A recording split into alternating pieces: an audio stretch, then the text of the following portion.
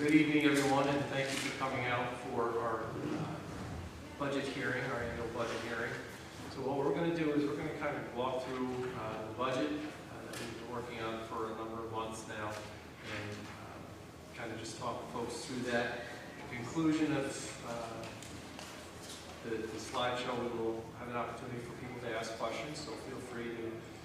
Our crowd isn't big enough, so you can just shout out your questions, and we'll make sure to repeat them so that the folks at home get a chance to see them and hear them. So here we are. We are going to talk first about what you will be voting on. First is obviously the proposed school budget tax levy for this 23-24 school year. There will be proposals about propositions for some additional funding for the Rensselaerville Public Library, the Greenville Public Library, purchase of school vehicles, and then, of course, our Board of Education elections, which at the end of this hearing, we will have an opportunity to hear from our candidates in regards to that.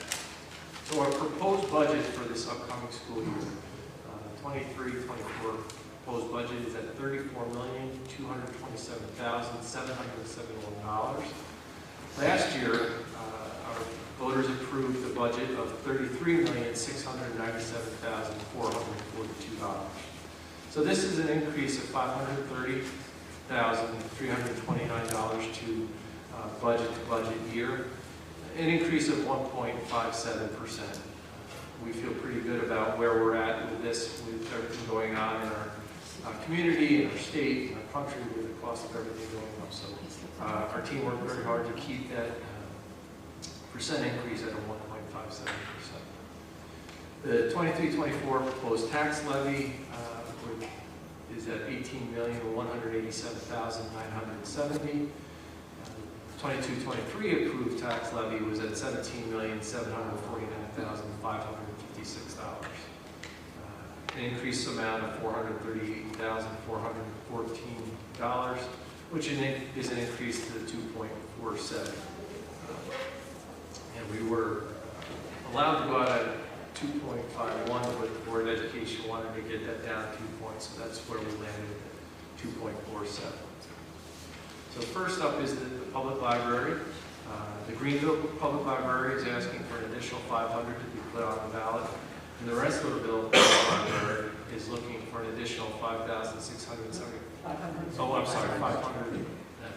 Yes, $575 increase with a proposed budget of $29,333. So if these propositions do not pass, both libraries will still get their original budget amount in the last school year. We are also continuing on with our Greenville bus replacement plan.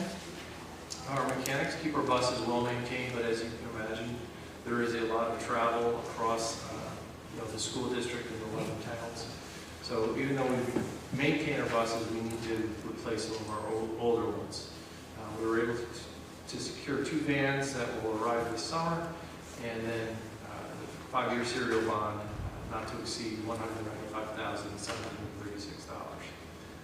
This continues to be an issue with buses just because of shortages and being able to get replacement parts and buses themselves. And then next is our Board of Education election. Voters will elect 2 individuals. There are 3 for a 3-year term for the Board of Education. We have 2 spots open up this year, and we have 3 folks running for those spots: Kelly Hubicki, Robert Pondicio, and Eric Herbstreit.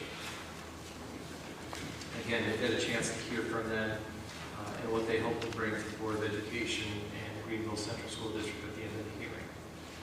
So budget highlights. One of the things that we were really looking to do is to make sure that we were able to keep program and curriculum where it is. We don't want to be taking away from what we're able to offer our kids, so maintaining what we're able to do is important to us. The snow removal scraper system for our bus fleet, as you can imagine, there's a lot of buses that we have in our fleet.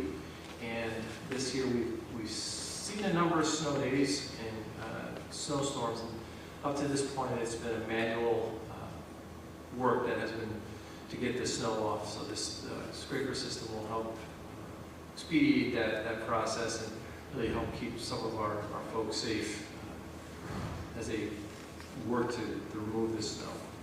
And then we were also able to reduce the tax levy, the tax cap calculation as projected by New York State where we're at, which was 2.51, and we were able to reduce that to 2.47. So New York State requires school districts to present their annual budget in 3 parts: the administrative, the capital, and the program, as well as comparison to last year's amounts, so the public can see where we were and where we're going. The administrative component has an increase of 2.99% from last year's budget. This component is 10.18% of the overall budget when we take a look at everything collectively. The capital component has a decrease of 8.21% from last year's budget. And the component is 14.32% of our overall budget. Finally, the program component has an increase of 3.47% from last year's budget.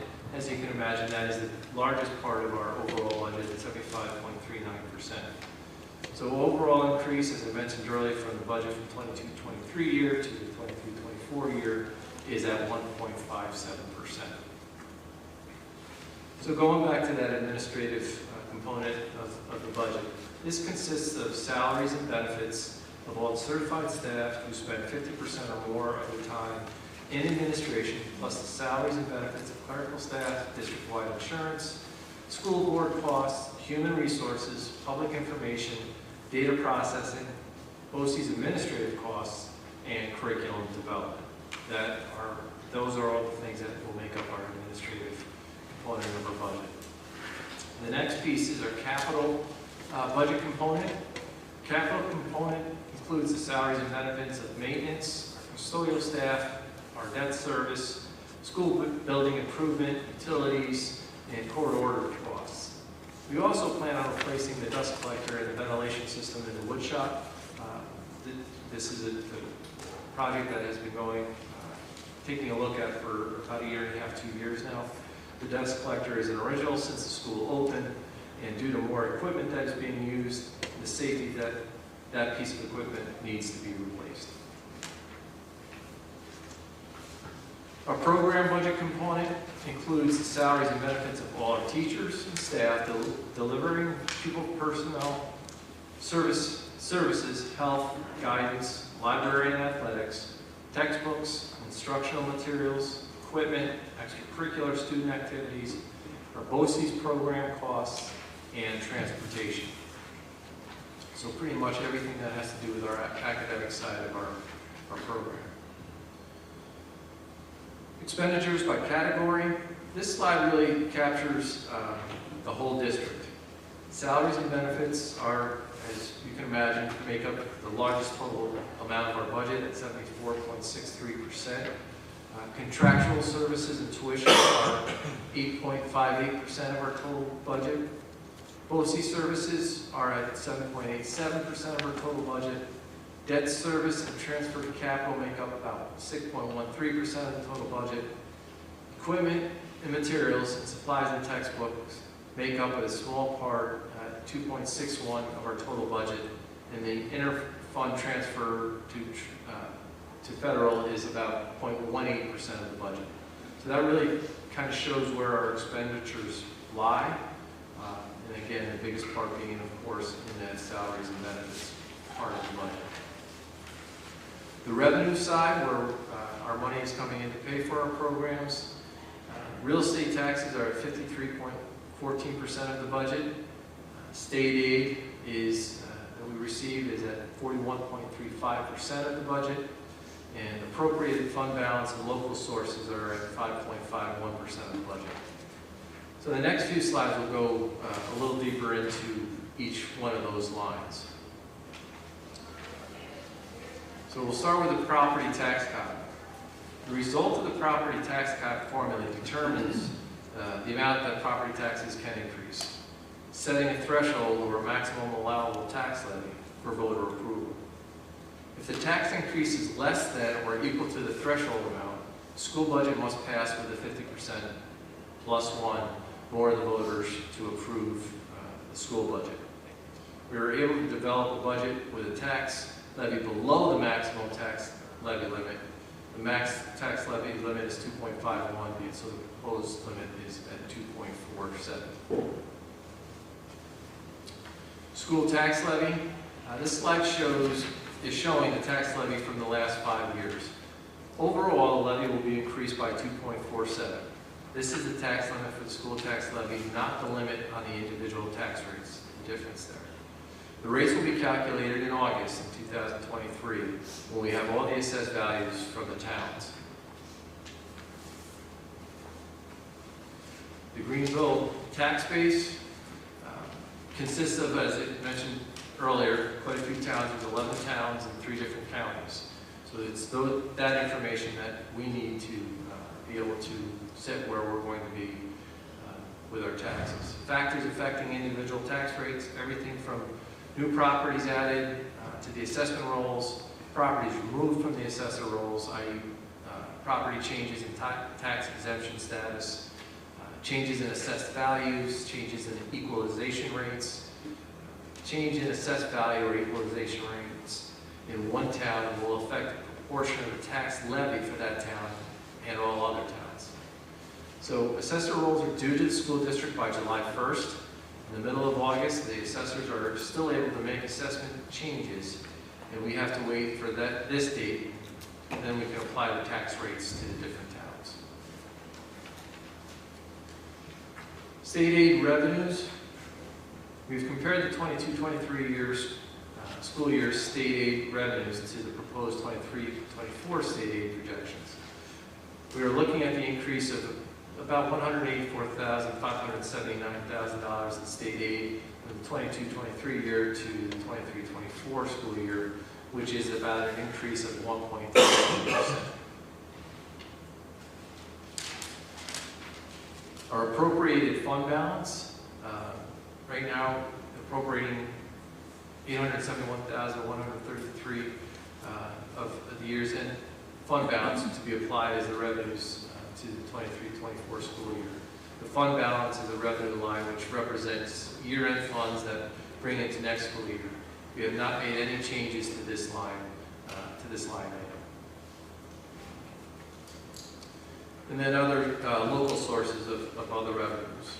So, due to the hard work of our PPS office and our special education department at Greenville Central School Districts, we are able to contract our services to other school districts. So what that means is, because of the programs that we are able to offer, not only our students in district, but some students from outside the districts based on their disabilities, we are able to provide some additional revenues.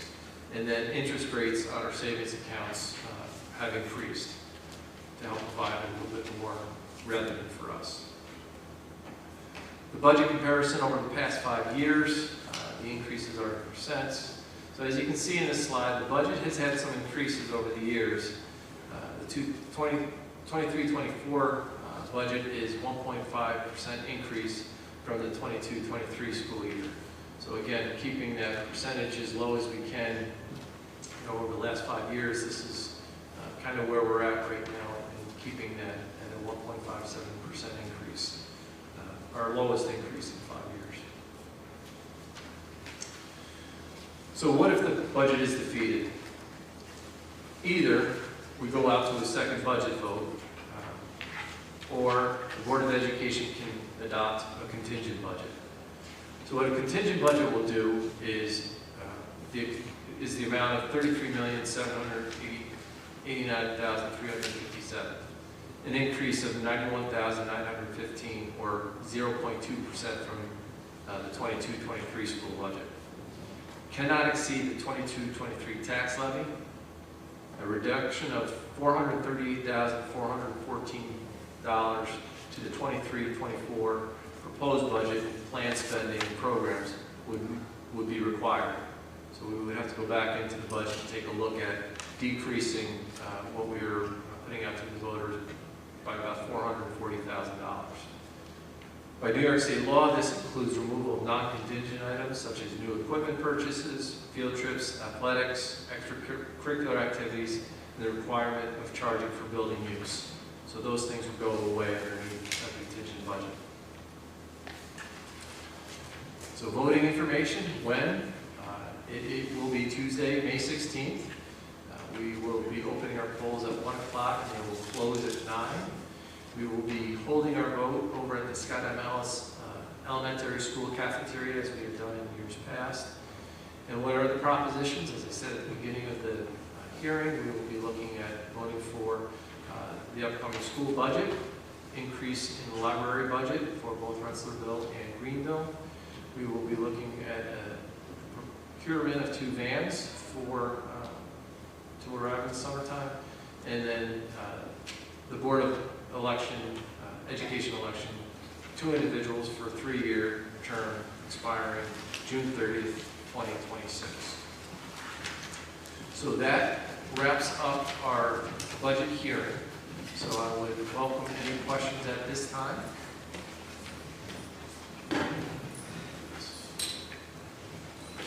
Why is the purchase of the buses not in the budget? Why is the purchase of budgets? Why is the purchase of Buses. the 2 vans? Yes. The buses are very hard to get a hold of these days. The buses that we voted on last year, we are still waiting for 2 more.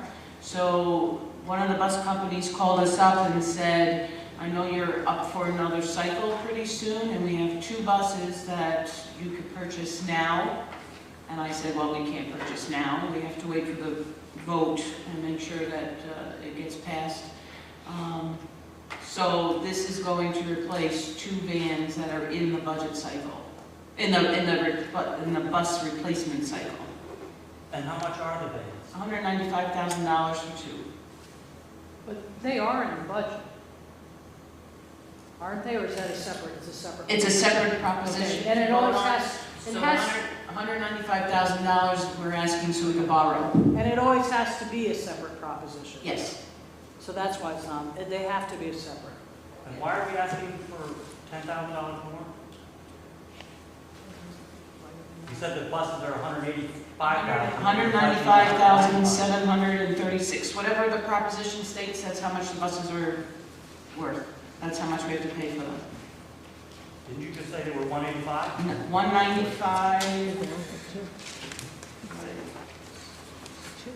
$195,736 is the cost for 2 vans.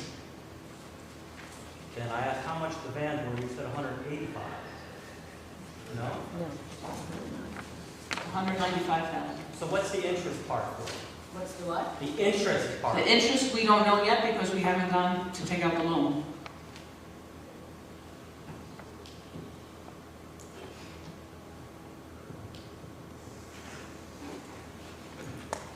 Yes. Yep. I just wanted to thank the Board of Education and the district office staff and the superintendent who worked on this because, well, I've been to more than a few of these budget workshops in my day, but it's a lot of work. We know that people are concerned about the price of everything, and I'm very pleased to hear that you're going to be keeping programs, the curriculum and the after school. I had, when my children were in the district, there was a period when some of those extracurriculars got cut, and it was not a good experience for them, and I really appreciate the work that you guys have done to keep it going. I'm also pleased to see that we're staying with the bus replacement cycle so that we don't have, spikes and dips in that, so it's an even annual cost, so that we not all of a sudden having to pay for it, but we have that regular system that just so it's not a jump in the budget and or in the costs, and it's surprising. So thank you for your hard work. I know it's not easy, and there's always more that we could put in there. Thank you. Other questions? One question. question on the second budget vote. Can you just offer more clarification? So if this budget vote doesn't get passed, then we have a second vote, and then that information will be given to the public how far in advance? And just more clarification on that as to what the plan is for the second vote? If this budget doesn't pass, it's up to the board if they want to go to a second vote or if they want to go to a contingent budget. Do you know So what it's determines not that? a done deal on a second vote. Okay. The second vote would be held in June. I don't know the date, I didn't research all that yet. Summer? I don't have the date either, but it is June, and we have to follow the same guidelines of noticing it in the paper 45 days before the vote and follow the same process with absentee ballots And But I budget believe hearing. it's June 12th maybe. I think that's the date, yeah. We still do have to do a budget hearing, and then we have to mail out another budget newsletter, and then we have to mail out another budget notice. And this is all done within the school year? This isn't done, the second vote isn't done, June. okay, Yes. before the school ends, the year ends. And then why would we cut extracurricular and all those other things? Is there any other option that's just like the default to cut those things out of the Only budget? if we go to a contingent Only- budget. Right, but there's no other option as far as looking at other things in the budget to cut. It's already set in stone that those are the items that will be cut. That's law. Most likely the things that directly affect the students. That's New York State law. Oh, okay. Okay, thank you for clarifying. Any other questions?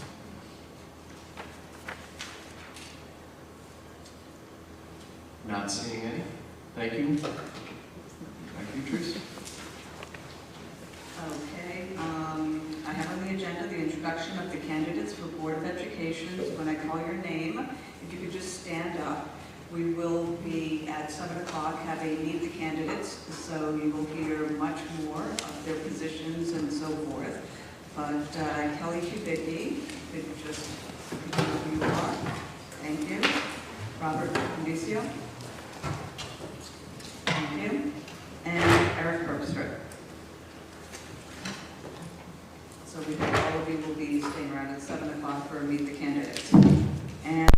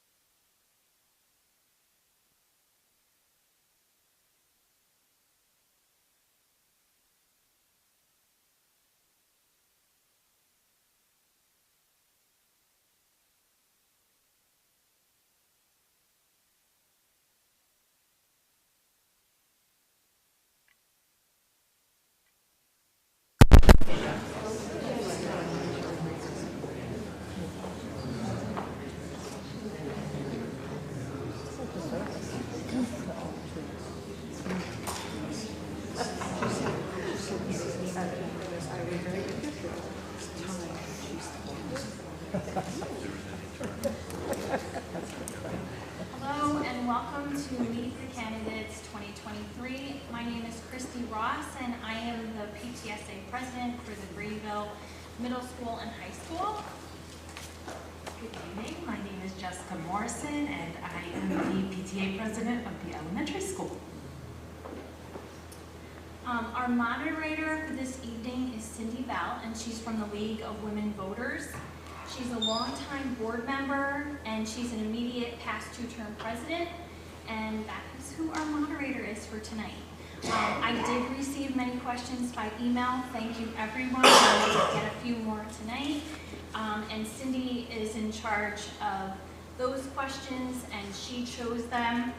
And she said that we have a nice variety, so we should have a good night. Thank you very much. It's nice to be back here. It's nice to see so many faces. Okay, first thing I'm going to do is go over the rules.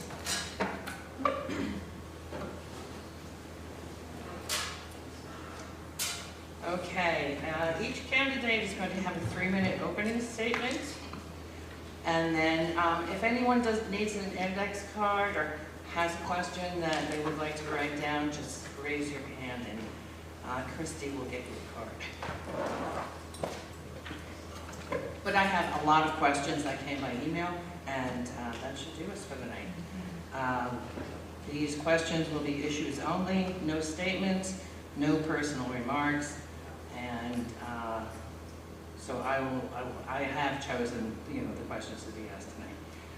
Each candidate will have a 2-minute time to answer questions, and then at the end they will have a 3-minute closing statement. So please hold your applause till the end, and any of your electronics, please silence them. I can't find my phone, so I may ring. Okay. So we've drawn lots to find out who is starting out with their 3-minute opening statement, and that is your big. Good evening. My name is Kelly Hubicki. I have been a Greenville resident for just over 20 years. Actually, my husband grew up here in Greenville. He graduated from Greenville High, and when he proposed to me, he informed me that it came with a stipulation that we would live in Greenville and he would start his business here. So here I am. I haven't regretted saying yes to him or to being here. But we have 3 boys who are in the Greenville School District. My older boys are twins. They're in their senior year here at the high school. And my youngest is a kindergartner down at Scott and Emma's. It is a big gap. No, it was not planned. But I am grateful because it's given me a chance to be here in the district a little bit longer. I've been active in the Greenville School District since my older 2 started kindergarten. So over the last 13 years, I first served on the elementary PTA and then on the PTSA here at the middle school, high school. I do want to state really quickly, I had absolutely nothing to do with tonight. I excused myself from all conversations, threw the whole thing at Christy and said, have fun. So I just want you all to know I was not a part of any of this. I am the secretary on the PTSA. In addition, I volunteered in several other ways. When the boys were little, we kept them in separate classrooms. So for 6 years, I volunteered in 2 separate classrooms every week, which really gave me a great viewpoint down at the elementary school for the differences in teaching. Once they moved up to middle school, I became the parent representative on the middle school BLT. I quickly discovered that I was not being served bacon, lettuce, and tomato sandwiches. I was joining a building level team. It's a shared decision-making committee that dealt with the goals and the issues at the school. And I so enjoyed having a say and being a part of that I transferred to the high school BLT 4 years ago. I've coached Odyssey of the Mind. I've volunteered in the middle school and high school theater departments for 7 years, and I'm now back at the elementary school as a classroom volunteer.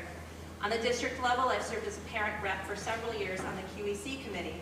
We oversaw the curriculum and program development, and when the district created the director of curriculum position, my committee moved into a district shared decision-making team, so I'm all part of that instead. I've also been a parent rep on the Code of Conduct Committee. I've done search committees for the high school principal, the superintendent, and the communications specialist. Outside of the school district, I'm a teacher at a private preschool in Westerlo, and I'm active in my church. I teach Sunday school and serve as the clerk. I'm very fortunate to have had the opportunity to be involved in the schools. We provide a lot of ways here in Greenville for parents to be involved and have a say. And I've been a part of goal development and some big conversations and some big changes. I've seen and I've learned about the challenges of our students in our district. I've seen the district make changes over the years, and I would love to be a part of that going forward.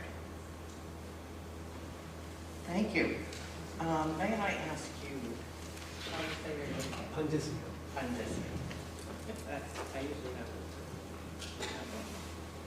Mr. Contingency, you're next. Thank you. And before you go, are you able to see the cards that Sally is holding up? I can see the colors, but I can't see the numbers on the Okay, cards. that's what what they I say. You can either see the cards or I can see I just like either the glasses or something. I noticed she looks far away from here. Just Sally. wait, if I need to stop talking. Thank you. The very first thing I'd like to say is that I'm very proud to share this stage with Kelly, Vicki, and Eric Herbstritt, who I've known for over 20 years. Anyone who is willing to step up and serve deserves our respect and our admiration, and you both have mine.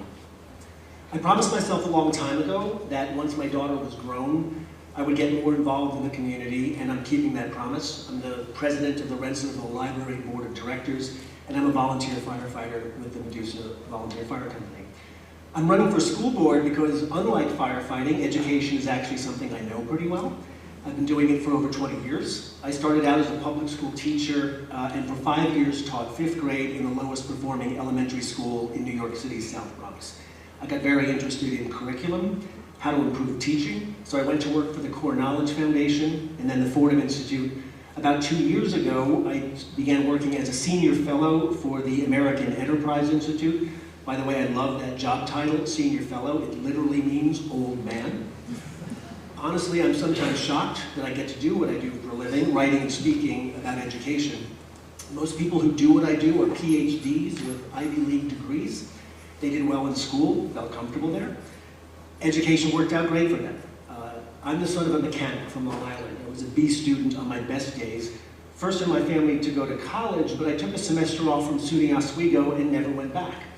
I only finished my degree, interestingly, at age 40, so I could become a teacher. But I think that perspective is my superpower. As a student, I was more like the kids we're trying to serve than my straight-A student colleagues with their fancy degrees from elite universities. Just about any school works out well for those folks, for their kids. What about the other kids? The kids in vocational and technical education? The kids who want to join the military, who want to go straight into the workforce? Or the kids who frankly are only here because their parents or the law says they have to be here? Who's watching out for those kids?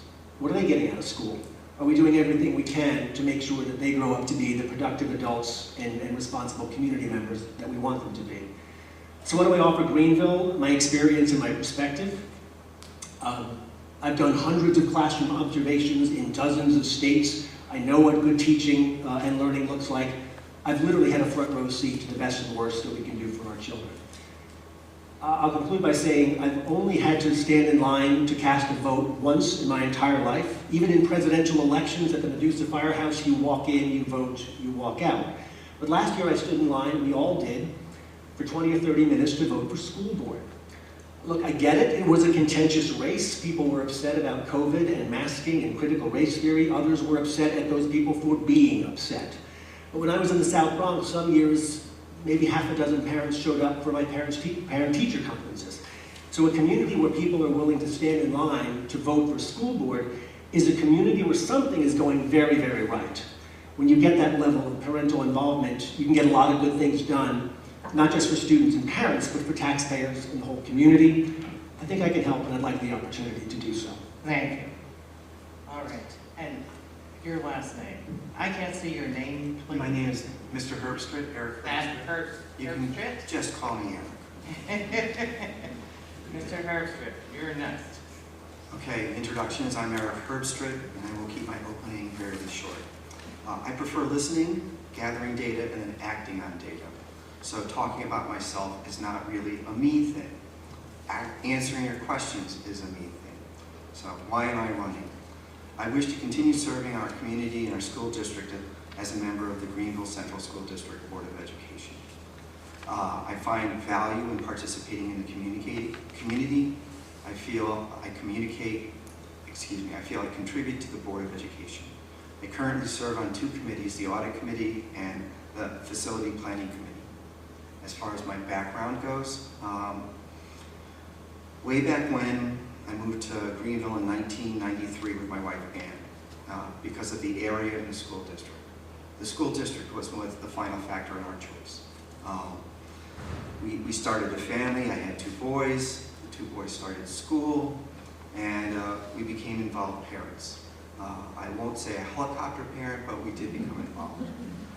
We did Little League, we did soccer, and then she was elected to the Board of Ed in the early 2000s. I believe it was 2003. I coached, I did PTA stuff. I was asked to join the Gifted and Talented Committee, and I contributed there as to how to improve the school. When I was asked to run Greenville Youth Soccer, I did, and I coached club travel soccer, so I stayed involved in the community. As the boys got older and our involvement grew with them, my eldest son at that time was in 7th grade and he wanted to play soccer. There was a coaching shortage, imagine that. And myself and another community member decided we would coach. And we co-coached modified soccer team. Then he moved up to JV, I stayed with modified. Over time, I moved to JV. So I've been involved. The boys did plays, we helped set up plays, and so on and so on. I was asked to be the PTSA vice president. I said yes. I'm not sure why. Then I was president, then I was treasurer, so on and so on. And I stayed involved even after my kids graduated in 2013 and 15. Okay. About me. I grew up moving around with my parents a lot. Military service brat, you might call it. My father was drafted. There was a war going on. Times were different. I finished high school on Long Island. I went to one of those prestigious schools that he said I was talking about, and graduated with a Bachelor of Science degree in mechanical engineering. I went into the computer field. I am a geek. I worked in private industry for several years, and then I went to work for civil service at the New York State Thruway because I wanted to be with my family and stop traveling. My current plans are to retire in 2027, but for now I'm just going to keep on doing stuff. Thank you. Thank you. All right, our first question. And we'll make this an easy one. In what ways do you believe parents and other community members should be involved in decision-making at the school board member level? And I would follow that up with, what would you do to encourage parent involvement? And we're going to start with Mr. Contingency. Thanks. Well, I just mentioned parental. When I left the PS 277 in the South Bronx, I resolved that I was going to work on 2 issues for the remainder of my education career. One was curriculum, the other was parenting. I've seen the effects of strong curriculum. I've seen the effects of the lack of strong curriculum. And I've always, to connect it to parenting, I've always, and forgive me, I promise you I'm going to talk too much about curriculum instruction because it's what I've been doing for the last 20 years. I've always found it odd that if you take a child to the pediatrician and they give you a prescription, by the time you're at the pharmacist, you have gone on WebMD and you know everything there is to know about that medication. But ask a parent what the curriculum is in his or her child's elementary school. What's the math program? What's the ELA program? They probably don't know. They assume it's all the same. So I made, my work in the last 15 years has involved curriculum sophistication, I guess you might say, and trying to raise a level of sophistication among parents, frankly, about curriculum. More recently, you can't not notice that we're having a bit of a crisis of confidence in public education across the country, a lot of that driven by parental anxiety. The reason isn't surprising. The black box of the classroom was kind of ripped open during COVID, and suddenly what you didn't know was on your kitchen table every morning for Zoom school. That's created a lot of parent activism. A lot of folks in my world are a little anxious about that. I think that's a mistake. Parents, look, we're all stakeholders in education, whether we have 1 child, 10 children, or no children in school. The parents are clearly first among equals and have the most skin in the game. So I always remind my colleagues that we have to work with parents, not against them. Thank you. Mr. Herbstreit. Could you repeat the question, please? Maybe. In what ways do you believe parents and other community members should be involved in decision-making at the school board level? And how would you encourage parental involvement? Thank you.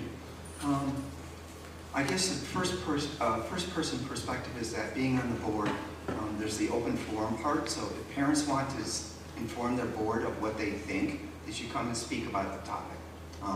And as far as how to become more involved directly with the board, currently the board is putting together workshops where people can come and participate on topics of interest to the community. And in the upcoming month, we're going to be doing just that. On May 30th, there's a forum coming where people can come and speak and express their views. I think as far as the school goes, the first avenue should be probably through the school administrators or their teachers, where if they want something specific for their child. But as far as the school board's purpose is to, I'll say, run the business of the school and to make sure that we're within guidelines and following the rules of being a school. We hear the community and we do express to the administrators what the community wants the school to do, but the school board itself does not directly teach. You don't want to be grading your kids' papers. They do a much better job. Thank you. Thank you. Ms. Vicky. So I think I'm kind of your walking, talking example of what parents can be involved in. I think Greenville does an amazing job of that here. I would say first and foremost, parents can ask questions. You can go to a board meeting and ask questions in an open forum. But sometimes that's a one-way dialogue. And that's the way meetings are set up. There are rules that govern those things. So where else can you go? Well, we have a PTA and a PTSA. And every month, the same 5 or 6 people sit at those meetings. They're open to everybody. They're not just open to people who signed up. At the PTSA level, we have our principals here every month. We have the librarian, the K-12 coordinators. We have the IB AP coordinator. Everybody, like special guests, and no one comes. So I would say if parents want to be involved, you need to be involved. You need to actually physically go to meetings or make a phone call or write an email. And if you don't get an answer, then you push. I'm really good at that too, and I'm not afraid to do it. There are committees that are lacking parent involvement. The district has them set up for parent involvement, but we have no parents to serve on them. And those committees set goals and deal with curriculum issues and talk about programming. So there are opportunities. If you're not sure what they are, or if you are interested in those, then start with your building principal, start with your PTA, your PTSA, reach out to your board members one-on-one, and just ask questions, get involved, and figure out where your place is, and you'll find a lot of information. Thank you. Mr. Herbstrick, we will be answering this question. First, how would you balance improving performance with pressure to maintain limited budget increase? Could you repeat the question one more time? Yes, I will. How would you balance improving performance with pressure to maintain limited budget increases? I'm not sure I fully understand the question, but okay. So when the budget was being developed, the school puts together the budget from last year's budget, we'll say, and then they add the things that they think they need. And they bring it to the Board of Ed, and then they say, this is what we propose. And the board then, I'll say, pushes back or gives guidance back to say, okay, I hear what you need, but our population can only afford so much. And in this year, we said we want a 2.5% levy increase or less because the economy just won't support it. And if the overall budget can stay extremely low, let's say under 2%, that would be perfect. Because we're giving guidance on how we're going to do the revenue part. The people who are running the school know the school the best, and they then say, okay, what should we keep, what don't we keep? And the board says things like keep program, don't change program. We need a new dust collector, or whatever. And then the administration goes and puts together a specific program for how the budget is going to be afforded. And they go through and they decide what they need to keep and what they don't. This year, the program aspect of it was left intact. from things being asked for, like new tractors or so forth. Some of that material was not put into the budget because we couldn't afford it. So as far as the board goes, our guidance is oversight. The specifics are left to those who are specifically involved daily. Thank you. Thank you. Ms. Vicky.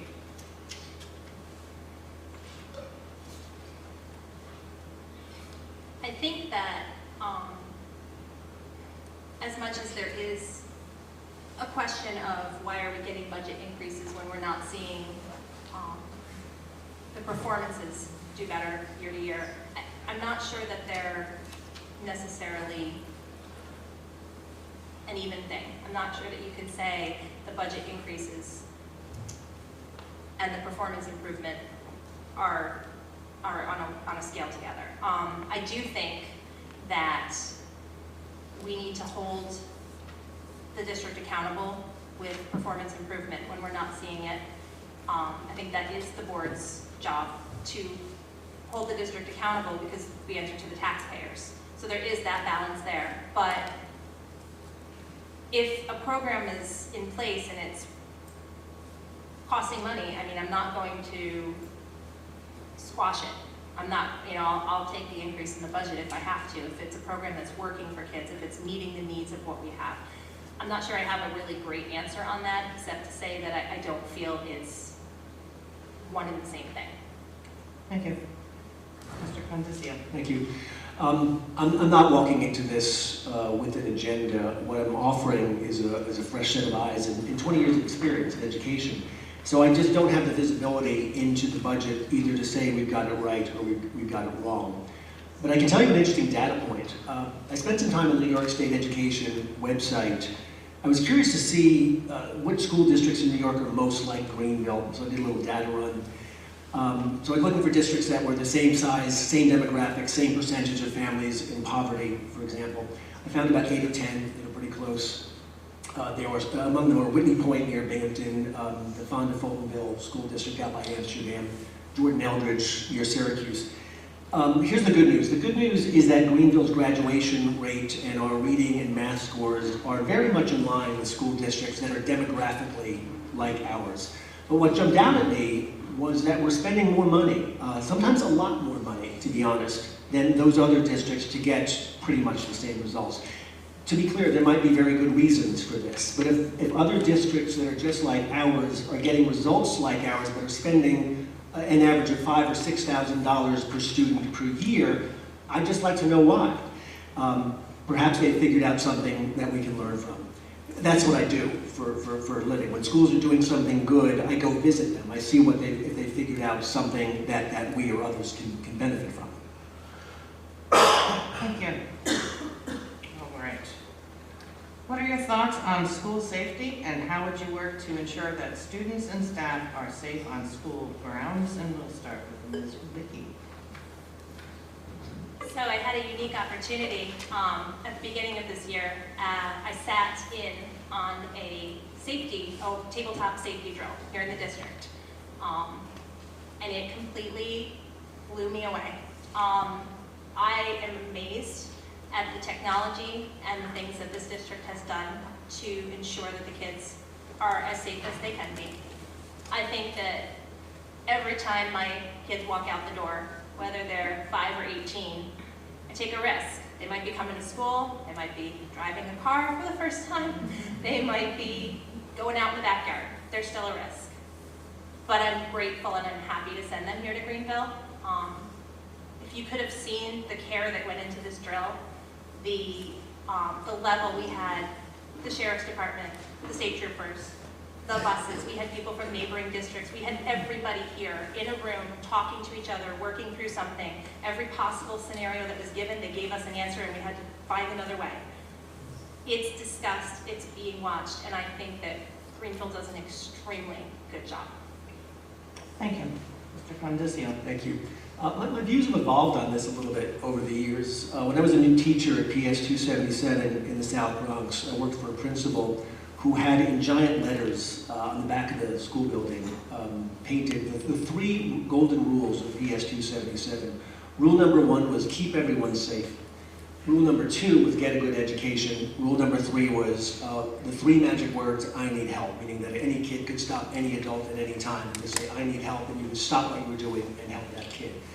As a new and frankly unsophisticated teacher, that bugged me. I thought, why is get a good education second? Shouldn't that be first? Why is keep everyone safe? Why are we even talking about that? Of course you're safe in school. We can't take that for granted anymore, obviously. So as I say, my views on that have evolved. And I was teaching in the South Bronx, where of course, you know, it was an act of faith, you know, to send your kid a quarter mile down 149th Street to get him or her to school. So I take school safety very, very seriously. I think it's important. Obviously, we're anxious as parents about it. One of the things I most worry about vis-a-vis school safety is student engagement. You know, happy and productive kids are safe kids, as it were. They keep themselves and others safe. So one of the things I think about, I talk about this a lot, in terms of accountability. To me, the ultimate accountability is saying to any kid, are you in? And what I mean by that is there something here in a school, and it doesn't matter whether it's college, career, the military, going straight into the workforce, that they're just excited about and can't wait to get busy doing. That to me is the ultimate accountability measure, and I think it weighs on safety. Kids who are engaged, kids who are excited to be here, kids who are attached to the community, to the school, they're safe. They take care of themselves, they take care of others, they look after what they have because they're engaged and bought in. Thank you. Mr. Herbstreit. One of the committees that I sit on is the Facility Planning Committee, and in those committees we sometimes talk about what's going on in the school, needs improvement and so forth, and quite often school safety does come up, and the ideas of putting in bulletproof glass and locking the doors and so forth. So the school is very, very aware that the most precious item here is the students, and they do everything they can within reason to make sure that the children are kept safe. So from a school safety perspective, I have the greatest admiration for everyone in the school building that does their job daily, because they make sure that our students are safe every day. From a school perspective, I know that the school is constantly reviewing how to make things better, how to have things be safer. And when someone makes a proposal, they review it, and it gets brought to the board. If we're going to add it into the budget or not, if it's something that needs to be added. They go off and do things on their own and find things out that can be improvements. And the facilities people are very much on top of things. As far as the specific safety stuff, I don't think we're allowed to talk about that because the school doesn't want us to tell anybody that, because they want to keep the kids safe. So from that perspective, I feel very good about the safety of this school. Thank you. Thank you. Okay, now we're getting into the tougher questions. This is a tough question, but it was asked by multiple people. So, are you able to separate your political and/or religious beliefs from your function as a decision-making member of the school board? Please explain why or why not. And we'll start with Mr. Contingency. Sure. Yeah, it's a public school.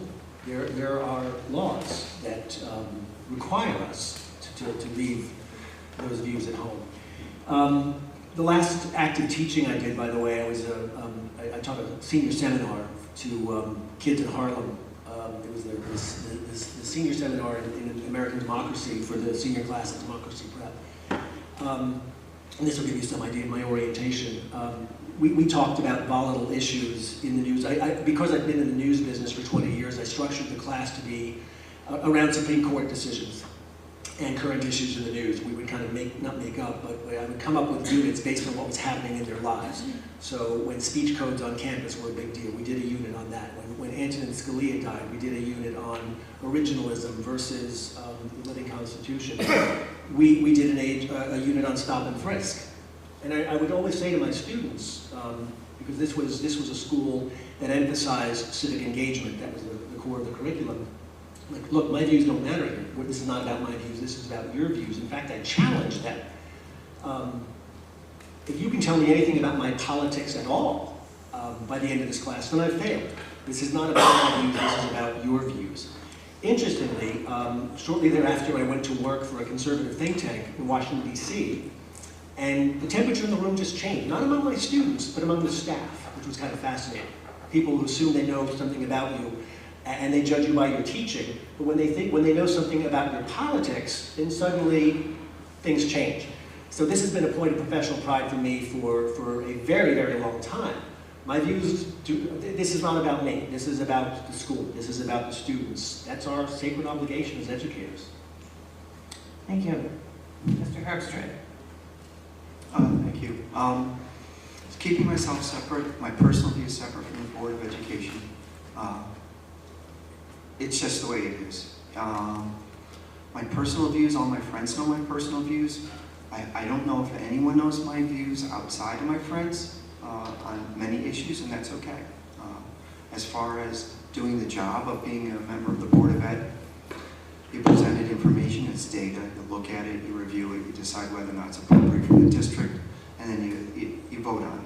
Most of our actions are keeping the school running, for lack of a better description, your budget, and so forth. As far as the politics of it, there are no politics in school. It's teaching, it's education, it's not politics, it's not religion, it's not anything else other than educating the students. And that's what the teachers are here for, not the Board of Ed. Thank you.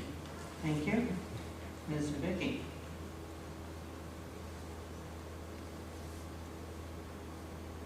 When I sit down on a committee, or when I walk through the doors of the school, or if I sit on the board, I don't represent myself. I don't represent just my kids or just my family. I represent roughly 1,000 students, 1,100 students, and the families that they come from. So I would not be doing my job if my religion or my political views or anything else came into it. About the only aspect of my personal views that will come into it is how I treat others, because that's the part that matters. Thank you.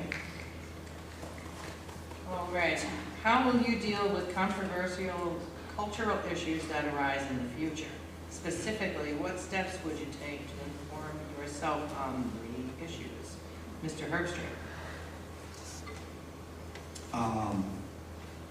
Not knowing what those cultural issues are, the first thing I would do would be to listen and then try to understand what those views are and see if in any form they apply to the role of being a Board of Ed member. I think everyone is learning every day, so listening and being aware of other people's views is extremely important. Knowing where emotions are involved and where people are coming from is extremely important to communicating. But as far as acting on them from a board perspective, I don't know if we can act on them. But I would be aware of it and understand that some people have a certain view, and I have to just accept that that's their view. Thank you. Thank you. Ms. Vicky. I think the first time anything comes up, asking questions, doing some research, and getting differing viewpoints is kind of the first step. I'm a researcher. I like to sit down and really start to dig, and I like to ask questions. I think there's a few people in this audience that could tell you that. But I think that's how we learn. I think that's how we find out what the different viewpoints are. In terms of how they would apply as a board member, I'm not on the board yet, so I don't know if they would affect us. And if they did come to the point where they were affecting curriculum or programming, or we were having, a major issue within the district, then again, I think it's a matter of remembering that we represent not one side, not one viewpoint, but just to make sure that we're educated enough to handle what's coming at us. Thank you. Mr. Contingency. Thanks. I don't want to disagree with my colleagues up here, but boards absolutely do have authority over curriculum by law. There's been no shortage of court cases that say that teachers are essentially what they call hired speech. In other words, they're not free agents in the classroom. We set the policy. I've thought a lot about culture war issues. It comes up a lot in my work. whenever someone expresses a lament about culture war or suggests that these arguments should stay outside, I always want to ask, do you know what we do in school? We decide on behalf of the community and this country what kids should know. What's the best that's been said or written? Who are our heroes and our villains? What are the attitudes and behaviors that we either praise or condemn? We literally built schools and have built them for hundreds of years to transmit our culture to our children. That's the work of a school. So the culture war is not coming for schools. It's always been here. And I want to be 100% clear about this. Everything that happens inside of a school reflects someone's values. And it sends signals to kids about what's acceptable and what's unacceptable. And I don't mean big culture war questions, I mean small things. Do you expect kids to hold the door open, to say please and thank you to the lunch staff? Do you take points off an assignment if it's late? What's your teacher's name? Is it Miss Nelson or is it Barbara? Is your country something to be proud of, or do you teach the narrative of the 1619 Project that says America's founding documents were, quote, lies when they were written? You can't avoid these questions, and I would argue not only we shouldn't try to avoid these questions. This is the soul of education. These are the signals that we're sending our children. They're difficult questions. There's no easy answer. We're not going to agree. It is not high-minded to avoid these questions. It's dereliction of duty. We have no choice. Our kids are expecting us to help them think through these issues. Thank you. Okay.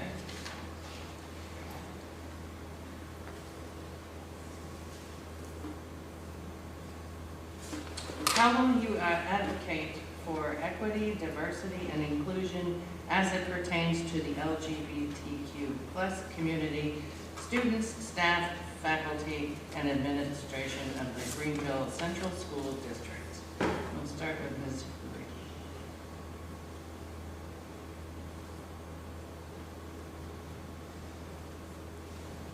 I think that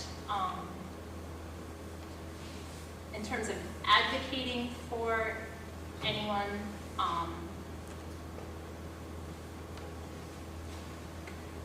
not sure as a board member what that looks like. That, again, representing all students and making sure that they feel safe and secure in the school. I think that we offer here in Greenville a lot of opportunities for everyone to find their place. And I think that our programs that we have, our social emotional learning programs that we have at every level are teaching respect and acceptance. So I would say, as a board member, I would ensure that those programs continue, that they're the right kinds of programs, that the staff, the faculty, and the parents are getting the education they need to treat everyone with respect. But that goes for everybody, not just one group in the school. Thank you. Mr. Contingency. Thanks. Because of my background, I'm a lot more comfortable talking about DEI through the lens of race, so I'll try to apply what I've learned there to be more specific in answering the question. I've literally never taught a child who was not black or brown. But every child needs to feel safe, every child needs to feel welcome, period, full stop. That's not up for discussion. But when I reflect on my time teaching and thinking through these issues in the South Bronx and in Harlem, I was the only white person in the room at PS 277 when I taught 5th grade, and at Democracy Prep Charter School where I taught that civics class. I signed up for this work precisely because I recognized that education was not working well for disadvantaged kids, for kids of color, and I wanted to do my part to fix that. But I have some serious misgivings about what's being done in the name of diversity, equity, and inclusion. I see lower standards. I see the soft bigotry of low expectations creeping back into education. I see a tendency to treat people by identity groups rather than individuals. I see a victim mentality being cultivated. One of my dearest friends and a colleague of mine at AEI and a fellow school leader teacher in St. Bryce, he's a man named Ian Rowe, who has made himself deeply unpopular, but not with parents, by the way, with folks who do what I do. By rejecting the view that structural barriers hold kids back, he writes and speaks quite eloquently about cultivating agency that our personal habits and choices are far more decisive for kids in determining their educational and life outcomes. And that's the mindset I think we need to bring to DEI work. Thank you. Mr. Herbstreit? I'm sorry that this was directed specifically to LGBTQ because, as Mr. Contingency said, every child, I mean, it's every child, it's not just one group of children. And as far as the school goes, I think that opening up the avenues for people to learn is extremely important. And if that is meaning being inclusive in ways that we don't normally understand, then we should open our minds up and do so. I believe that there is an LGBTQ group where there was, I don't know the club status right now, where the students could go and meet and understand each other. So I'm hoping that from that perspective, the school is still promoting inclusivity and opportunity for students to figure out who they are and what they'll be. Thank you. Thank you. All right. Here's the $10,000 question that everyone was asking. So I'm going to actually blend two together.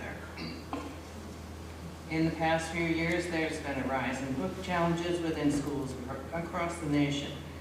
Please provide your thoughts on this topic as it pertains to the recent controversy regarding library materials in the Greenville Secondary Library. What do you see as the Board of Education's role in this topic, and how do you believe it should be approached? What policies would you like to see in place for our school library? And we'll start with Mr. Contingency. Well, thank you for not using the phrase book ban, because there's really no such thing. You can walk into a Barnes & Noble, and we've all done it, and you see a table with a big sign, read banned books. If a book was banned, you would not be allowed to buy it, stores couldn't sell it, publishers would go to jail for printing it. There are countries, by the way, that actually do ban books. Thank God we don't live in one of them. So we're not talking about banning books, but the decisions we make as adults about what we want kids exposed to. And there are three categories. I will wonk out on you a little bit. The first is curriculum. These are the books that we think are so important and worthwhile that we actually assign them. We want kids, we insist that kids read them. That's a very, very small number of books. So the next level up is we stock classroom libraries and school libraries with books that we think kids might enjoy or that might inspire them. We want kids reading a lot, right? I'm a literacy guy. That's how you build language proficiency, that's how you build vocabulary. So we make sure there's tons of books around the school, thousands and thousands of books that we think are worthwhile. The third category is the one we fight over. Books that maybe are not appropriate for school at all. Those are the ones that we call banned, but they're not banned. Again, you can buy them on Amazon or Barnes & Noble. You can check them out at the Rensselaerville Public Library, where I'm the board president. There are not very many of those books. But there are books that just don't belong in school. But it's not zero. It's a small number, but it's not zero. Some books just are not appropriate for school, and there's nothing wrong in saying so. I'll give you an example. Two friends of mine did a segment on school library book bans last weekend on CBS this morning. These are two moms that I happen to know personally. They wanted to show on camera illustrations from a graphic novel showing a sexual act that these two women think are pornographic. Well, CBS wouldn't allow them to show it. Okay, think about that. If an illustration in a book can't be shown on TV, well, then it's probably not appropriate for school. Saying so does not make you a book banner. It makes you an adult. It makes you somebody who is using their discretion on behalf of children. Thank you. Mr. Herbstreit. I agree with Mr. Pondicio that there's probably not very many books that are banned in the United States because we're allowed to publish and so forth. As far as appropriateness, I do think that there is an appropriate books for a library, and in schools there might be a smaller group that would be appropriate for that library. As far as the books that are in our library, I believe that all the books that are in our library have been reviewed by the librarian and have gone through a process to be put into the library. So from that perspective, I think that the books that end up in a library, typically in a school library, are appropriate. They might be memoirs, there might be something in there that is of history, that might be controversial and so forth, but they're in there. And as far as the age appropriateness part of it, If there's a young adult book, then it's meant for young adults, and they have to go through a checkout process. As far as whether or not a child is allowed to read a book, I think that's a parent-student discussion. If a parent doesn't want their student reading a book, that's for the parent to say, please don't take out that book. And from that point of view, the guidance should be really a parent-student guidance. As far as the librarian, they're going to follow what the parent wants to do. And there's a permission slip process within this school. I know personally because my child tried to take out a book when he was in middle school, and we got a call that said, is it okay? And my wife said yes. So as far as banned books, I think this is a parent-student issue right now, and I'll leave it at that. Thank you. Thank you. Ms. McVeigh. I think that this issue speaks to the question earlier in terms of how do you keep your personal opinion or your personal beliefs out of the school. What I personally want my kids to be reading may not jive with what another parent wants their kid to be reading. So I agree with Mr. Herbstreit that this very much is a conversation for a parent to have with their child. I agree that this is a public school, and in a public school with a diverse group of beliefs and religions and thoughts and desires, we need to be able, every kid needs to be able to go in and find what they want to read. But I do think that there needs to be some guidelines. I think that in the same way that we have filters on what the kids can see on their school computers, there needs to be a process where parents can express concern. And I know that the district, the committee that I'm on, has been working on developing that process. It wasn't an issue until recently, so there wasn't a process in place. Well, now there is, and they're working on it. And I have some other thoughts on how parents can have a better say in that. And that's part of the conversation that we've all been having. But I think that there are some parameters. I think that there's definitely some physical protection that can be put in terms of where the books are located, who has access to them, to ensure that the 6th graders are not accessing what a 12th grader can access, because that's a big age gap. But I do not agree with, I don't like the term book banning. I don't agree with one person or a small group of people deciding what everybody else can read. Thank you. All right. How do you plan to, now this was a similar question earlier about parents. So this is, how do you plan to support teachers and staff in their professional development? And what measures would you take to ensure that they have the resources they need to succeed? And we're going to start with Mr. Herbstreit. I guess the answer comes down to, it's a line item that gets put in the budget, that there's professional development allowed for the teachers, and that they can go off and increase their, I guess, learned skills. As far as administering it, I don't think the Board of Ed should have the guidance on how professional development is done.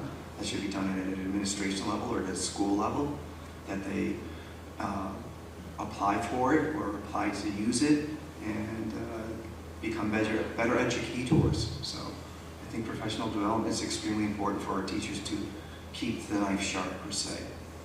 Thank you. Thank you. Ms. Levy. I'm actually, one of our biggest goals on the high school shared decision-making this year was teacher development. The ability for them to go and observe other teachers and further their knowledge of a specific style of teaching or a new way of doing something. And that was a really exciting process to be a part of this year. I think the school board can support that by providing that line item that Mr. Herbstreit recommended or referenced. I think that by providing the substitutes for teachers to be able to go and the funds for them to be able to go, they never stop learning any more than our kids stop learning.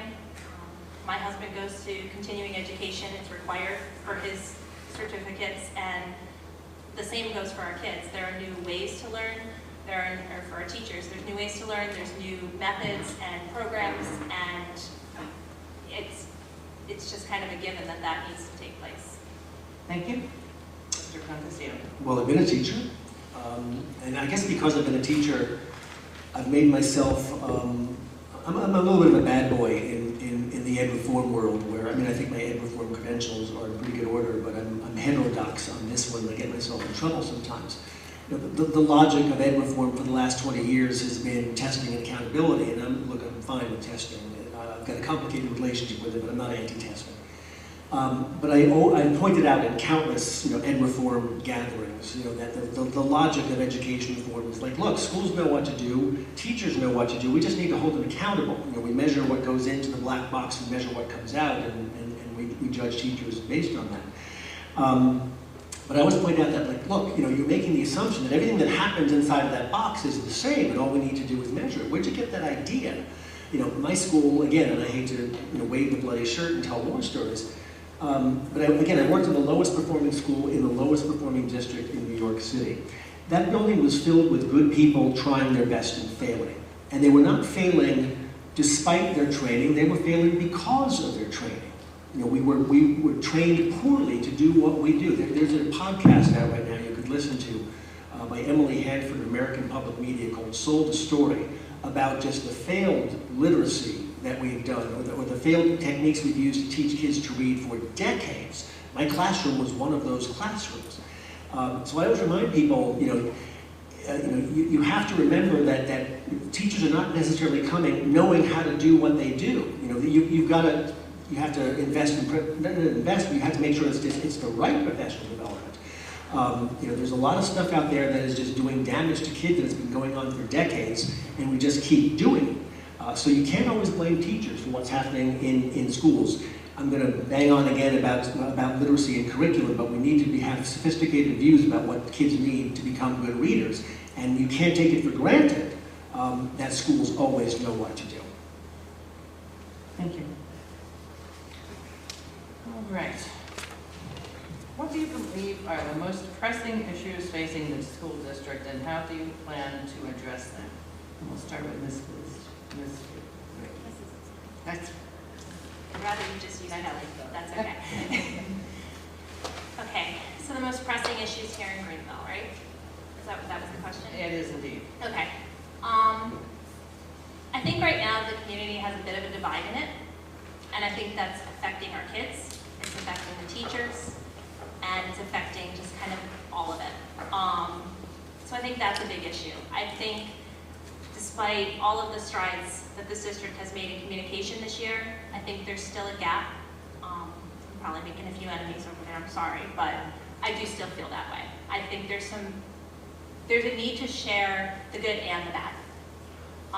And I think that if we can get parents more involved, and if we can be more transparent and connect with more parents, I think some of that divide and that gap, hopefully, would start to settle.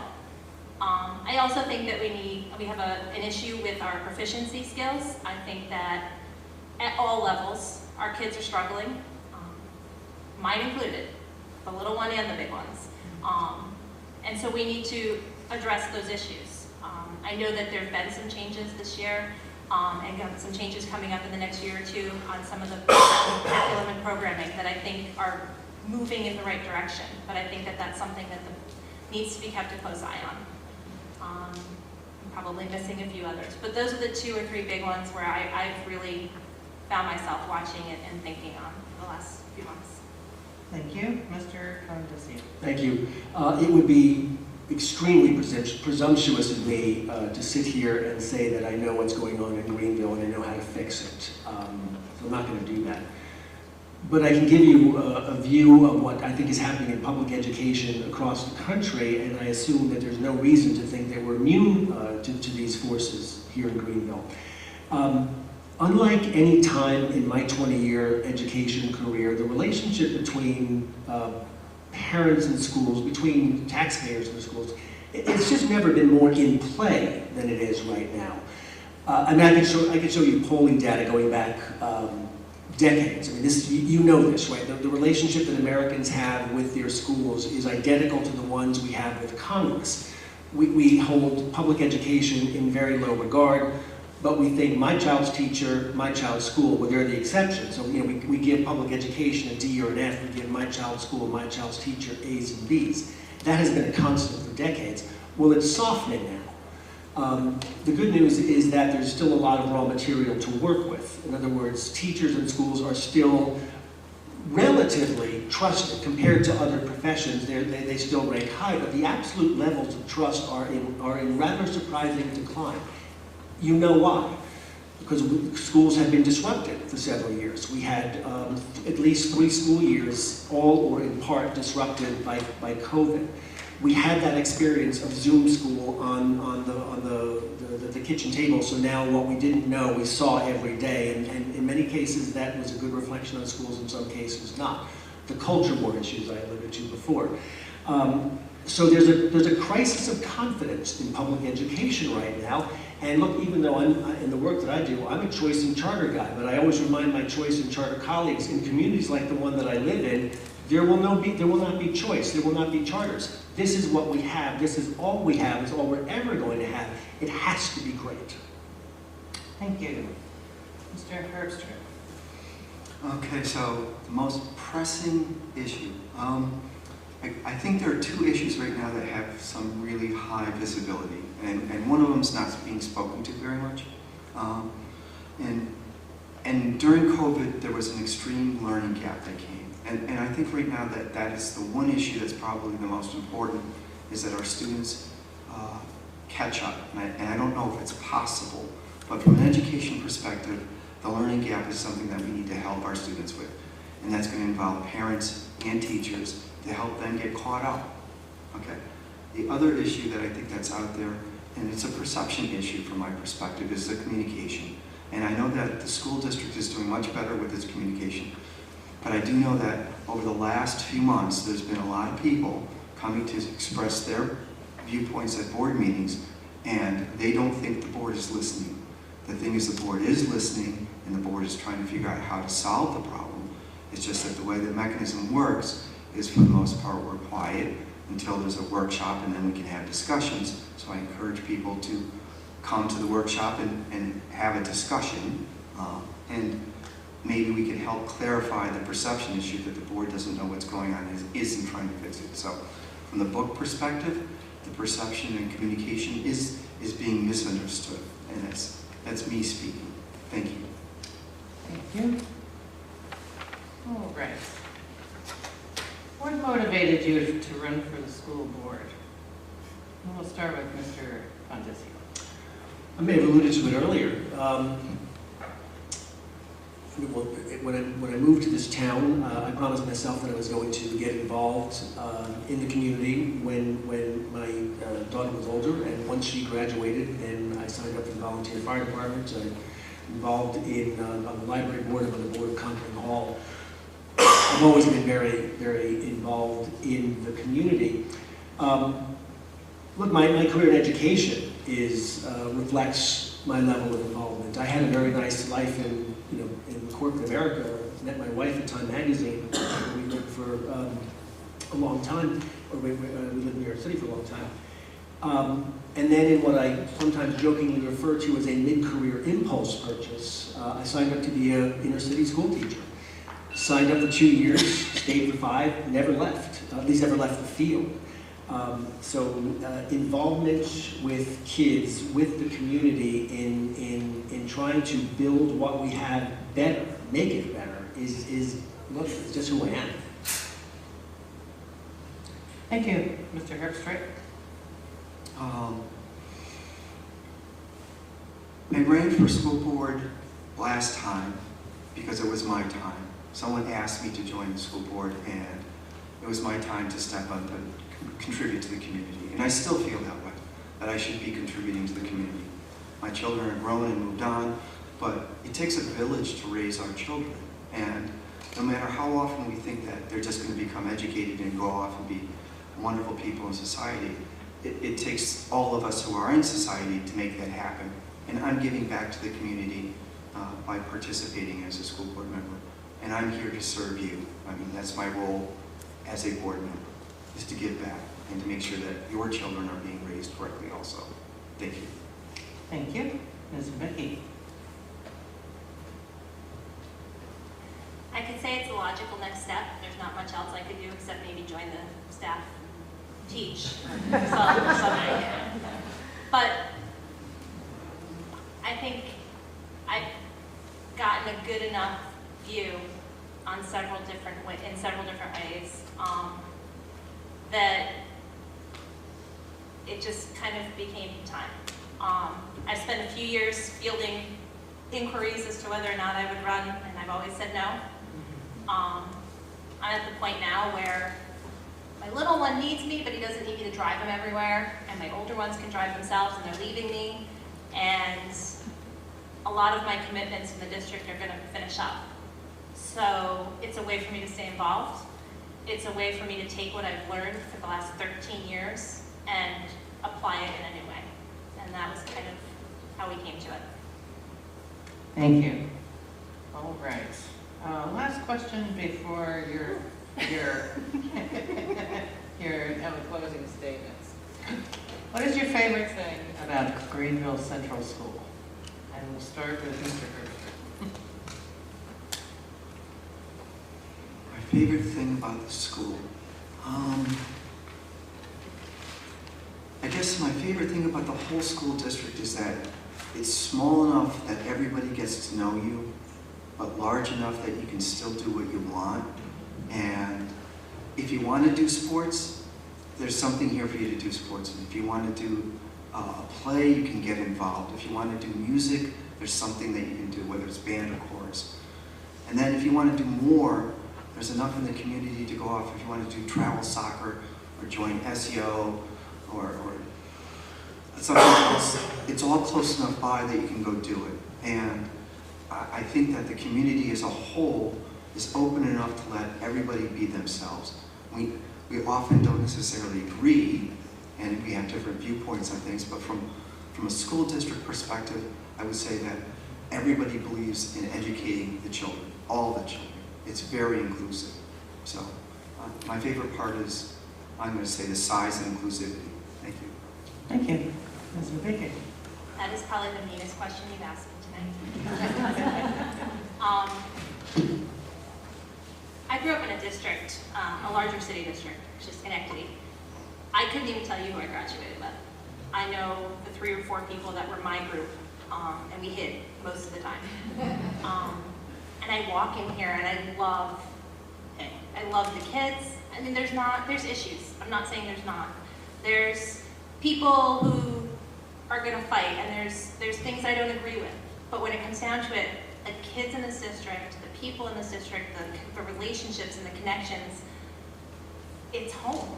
And I'm staring at 3 of them right there that I've known for 13 years and watched them grow and thrive in this building and in the other buildings of this district. And I've watched the care that the faculty and staff have given to them and how they've let parents be part of that. You don't get that in a larger district. You don't get that in Schenectady, and you don't get that a lot of other places around here. Thank you. Mr. Contingency. I'm going to tell you a story that may cost me my marriage. Brace yourself, Liza. My daughter didn't go to Greenville. She went to school in New York City. And the joke that I've told for years is that I didn't want to live in Manhattan for 30 years, which we did. I didn't want to live there for 30 minutes. So we bought our house up here in 1997. It was kind of the price of peace in our marriage. And when I was teaching, a lot of folks knew me back then, I would spend my whole summer up here with Katie. And Katie would play soccer. I coached. Eric was a referee. We did the Good Cause Club plays together. That's how I've known Eric for 20 years. Katie loved her summers.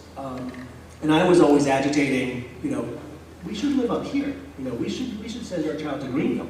Worst argument we ever had. And to this day, Liza swears that I put Katie up to this. Katie said, I want to go to school in Greenville.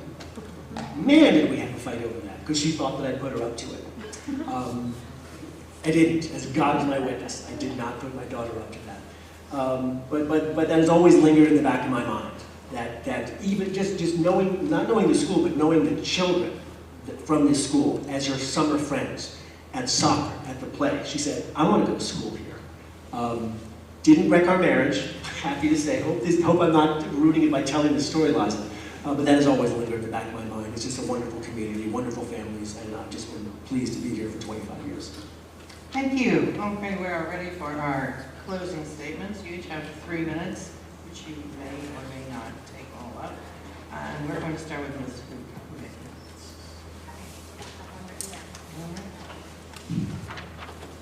I promise it's not 3 minutes long.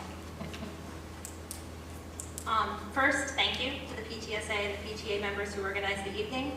Thank you to the League of Women Voters for always coming and moderating and timekeeping us. And thank you to the district staff and the administration for their part in planning tonight. I appreciate the opportunity to share some of my thoughts and to hear questions that are important to the voters. And I want to express that I'm always available to hear those thoughts and to try to answer questions where I can. There's an administrator in this district, I won't say who once told a room full of people that I was not afraid to let them know what I thought, whether it was good or bad. And that's true. I'm a person who likes to gather information. I like to consider all sides of things and find a middle ground, hopefully to land on that is collaboration, that pleases as many people as possible in some way. But that administrator was right. I will speak up when I feel like something's been missed or isn't okay. I will also speak up and tell you when I value you or when I appreciate something you've done. And this district tends to hear from me more on that than on the negative. I would welcome the opportunity to work with them in a new capacity. I love our school, I love our community, and I think we're in a time when families want to have more of a voice. There are ways to do that and be that voice. I've done a lot of them, and being on the board would mean that my voice no longer represents just my kids, doesn't just represent the building that I'm serving in, but it represents every kid in our district. I would love that chance, and I would love to be able to be the voice for the ones who are not on the board. Thank you. Mr. Contingency. Thank you. I've talked a lot tonight about my experience in education, but in the years since COVID, I find myself thinking a lot about the role of public education in a deeply divided country. One of the things we do as teachers is we refer to students as our kids. We just say it, we don't mean anything by it, but I often remind teachers in the work that I do, they're not our kids. They have parents, they have families. We have to work with them, not against them. I think a lot about my teacher training. When I got my master's in elementary education, I had to show evidence of many things in order to get that degree. I had to demonstrate my willingness to be, quote, an agent of change. I had to demonstrate that I was willing to teach for social justice. I didn't give that a second thought either. But nobody said to me what, in retrospect, 20 years later, seems like something I should have heard on day one. Mr. Pandisio, you're going to be a public school teacher. You're not a free agent. You work for the public. You're a state agent, a public employee with enormous influence over a captive audience of other people's children. Some of those people live like you, they think like you, they vote like you, they pray like you. Some of them have beliefs and values that are completely different than yours, but you're responsible for educating all of their children. So it's an enormous responsibility. Even the ones who are nothing like you, they need to trust you, especially them. You know, you're not going to be successful as a teacher if parents don't trust you. You're not going to last long if you look down on those people, if you hold them in contempt. So be humble, I wish somebody had said to me. Be respectful, be mindful of community sensibilities, especially in a community that has people whose beliefs and values, and yes, their politics, are all over the map. Something that we ask teachers all the time is, what's the why? There should be a why for everything that happens in a classroom. Why this lesson? Why this homework assignment? Why this book? Why this project? Why this activity? I think that's a good mindset for a school board member to have as well. You know, why this budget? Why this spending? Why this curriculum? Why this administrator or role? Why this policy or program? If the board doesn't have a why for everything that it does, then how can we expect the staff to have a why for everything that they do? So look, thanks for coming tonight, and thank you for listening. One last thing I'd like to say is, win or lose, please be kind to each other. Be grateful. You know, for neighbors who are willing to step up and serve. Something I've learned, there's a wonderful James Baldwin quote about how children have never been very good at listening to their elders, but they never fail to imitate them. So my plea is, you know, stay involved, stay engaged, speak your mind, advocate fearlessly for yourself, for your kids, for your family. But children are watching. Remember that. Let's remember to show them what it's supposed to look like when free people capable of self-government go about their business with civility and with dignity and grace. So thank you. Thank you. Mr. Herbstreit. Thank you. I will continue to serve on committees. I will continue to listen to the community. I will continue to participate actively on the budget process and propose our budget to the public as a board member. I will ask for the smallest reasonable levy that keeps our taxes reasonable. I will advocate for our students so they have the tools that they need to be successful in life. During my past 3 years, we've hired a superintendent, we've managed our way through COVID, and we continue to graduate our students. Despite these challenges, GCS continues to be one of the best districts in the area. I know that's my opinion, I'm biased. I'm at the meetings, and I will be at the meetings for years, even if I'm not a board member, because I'm active in the community. The best way I can explain how I can serve you is to answer your questions. With that, I ask for your vote to be reelected to the Greenville Board of Education. I hope I have addressed your questions and I'm available for you. I believe my past experience shows my dedication to the district, and I want to assure everyone that I do listen to your concerns.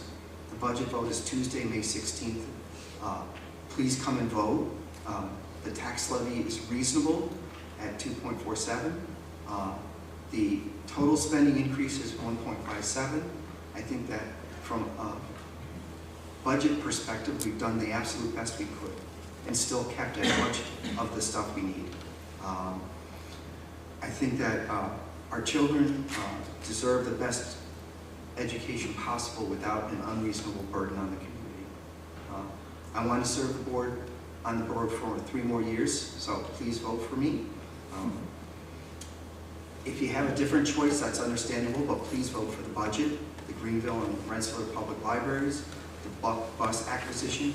It keeps our children safe to have new buses. And again, thank you. I ask for your vote. Thank you very much tonight. Thank you. I would like to end by introducing the timekeeper, which is usually the first thing I do, and thank her for being here.